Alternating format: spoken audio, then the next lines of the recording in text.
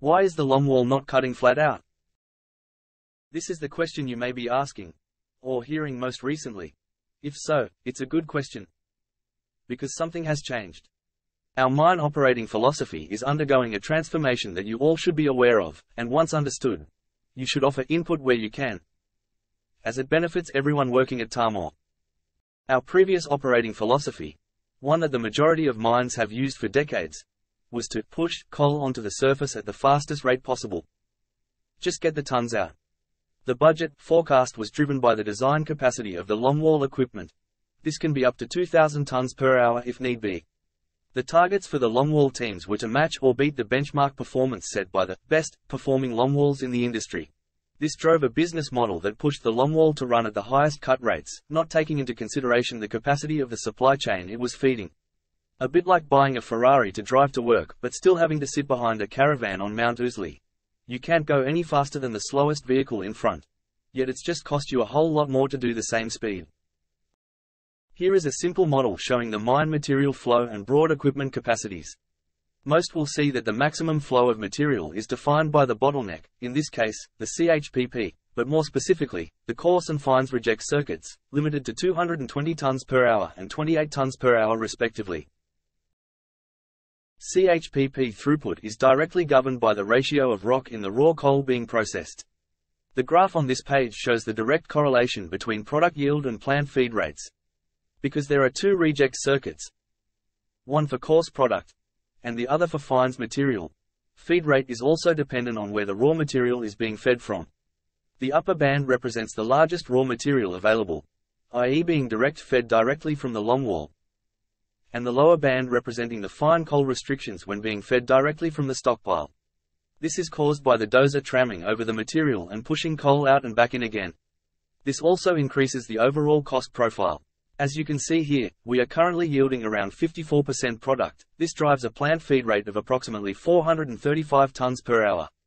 In short, the larger the raw material, and less rock within it, the faster the material flows through the plant and onto the customer, increasing the speed at which we earn revenue. This here is the downtime we attributed to no coal delays in the last 12 months. These are times when the longwall and CHPP were out of sync, and the plant was starved of feed. When the plant is scheduled to operate 24/7, every hour lost at the bottleneck is an hour lost to the entire system, an hour we will never get back. This is an opportunity we have lost to get product to the customer at the current price at the fastest possible time. In this instance, over the last 12 months, the mine output was stopped for 936 hours, at current sale prices. This represents a considerable amount of revenue, which also directly impacts run-of-mine bonus per employee, all because we couldn't keep the CHPP fed with raw material. The new operating philosophy will now drive a better planning approach to mitigate this from happening, and hopefully remove the largest delay our system has. This is our Tahmoor Global Flow Model, our system view of Tahmoor, showing the interdependent connections between the elements. Concentrating on the short-term horizon, the material flow through the business must be managed to ensure it only stops where necessary, for routine planned maintenance, or longwall relocation periods, providing a continual flow of cash to the business. To mitigate our no-coal delays, and ensure the CHPP always has raw material to process, we need to better utilize our buffers. The underground production teams will now have a clear understanding as to how fast the CHPP can process material based on current seam heights. This plan will enable the longwall to use a combination of cut rate, time, and the lowest possible cutting height, to ensure the raw coal stockpile is maintained between 25,000 and 35,000 tons, or what we call the green zone. This will ensure the CHPP isn't starved of material if the longwall has a delay, or we don't stop development if the CHPP has a delay. This gives approximately 2 days of production buffer up our sleeve. If the longwall has a major delay, and the CHPP reclaims from the raw coal stockpile, the longwall has enough sprint capacity to catch up and lift the stockpile back into the green zone. The mine also has a buffer on the product side. This is to ensure we streamline the supply of product into wagons to be railed to port, and ensure they also have a continual supply of product to meet vessel arrivals. Tahmoor engaged Stratflow, a theory of constraints consultancy firm, to help facilitate this transformation. Stratflow provided what they call the flow room, a visible dashboard showing how the performance of one single department has on their downstream customer, and eventually the entire business. This process has been implemented into the daily production reporting meeting, where all department heads can discuss the impacts on the forward-looking plan, focusing less on what happened yesterday, and more on what matters, how we can realign to our goal of getting high-quality product to the customer on time. The flow room has enough information to allow the Longwall team to be more agile, making changes to the plan dynamically to see how this impacts the ROM stockpile, and more specifically, the flow of material through the CHPP and onto customers.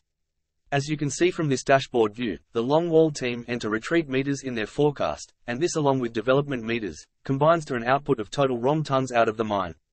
This takes into consideration no stop zones and planned process work. With the CHPP operating at 90% utilization, but the Longwall only requiring to be utilized at 60%, there will be ample opportunity to plan maintenance windows, providing an environment where a plan can be set, and we stick to it. Now, the short-term management of flow through the business is not sustainable if we drop the ball on the longer-term vision at the same time. We have to ensure we maintain Longwall continuity via development float.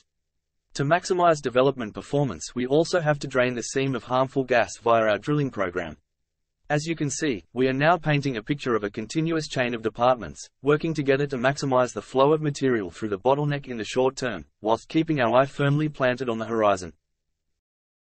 So, just the same way we use the flow room to see how daily performance impacts the linkage between departments in the short term, we now also look at gas drainage and development to see if their daily and weekly performance is going to stop the flow of material through the business further out into the timeline.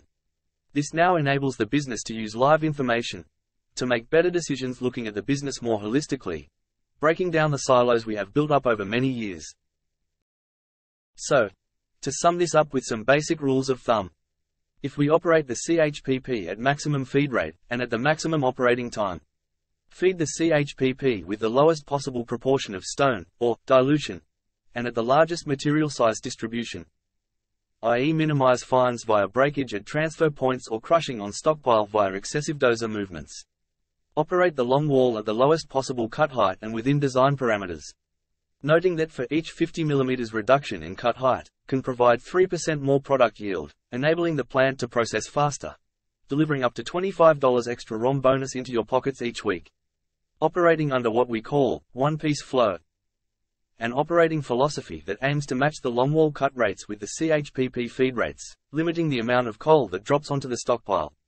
Remembering that reclaimed coal reduces plant feed rates by up to 75 tons per hour. If we follow these simple rules of thumb, we have the chance to increase the velocity of cash into the business, and by proxy, into our pockets via increased bonus.